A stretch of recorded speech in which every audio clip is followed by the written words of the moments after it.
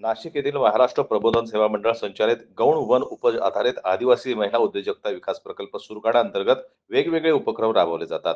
यात प्रामुख्यानं वनीकरण व फळबाग लागवड, परसबाग लागवडीसह वेगवेगळे उद्योजकता विकास प्रशिक्षण, जनजागृती कार्यक्रम, शासकीय योजना कॅम्प राबवले जातात. राशा येथील देवमोगरा ग्राम उद्योजकता समिती प्रकल्पांतर्गत आवळा या वन उपजवर आधारित प्रशिक्षण दिलं गेलं होतं. या समितीमार्फत महिलांनी आवळ्यापासून आवळा लोणचं, आवळा कँडी, मोर आवळा हे पदार्थ तयार केले आहेत. जर्मनीतील किमॉन या विद्यार्थ्याने राशा या गावाला प्रत्यक्ष भेट देत गावातील प्रकल्पाविषयी माहिती समजून घेतली.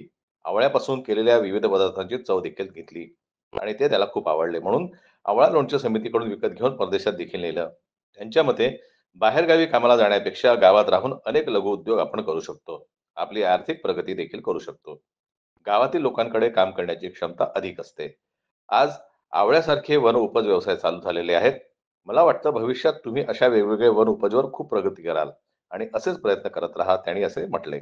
महाराष्ट्र प्रबोधन सेवा मंडळाचे कर्मचारी पांडुरंग पाटील, यशवंत चौधरी, मनोहर गावित आणि राशा गावाचे समुदाय समन्वयक गुणवंती गावित, सरपंच सीताराम भोये आणि ग्रामस्थ यांनी पाहुण्यांचं स्वागत केलं. जनमत लाईव्ह न्यूज करता बोरगावहून लक्ष्मण बागुल यांची रिपोर्ट.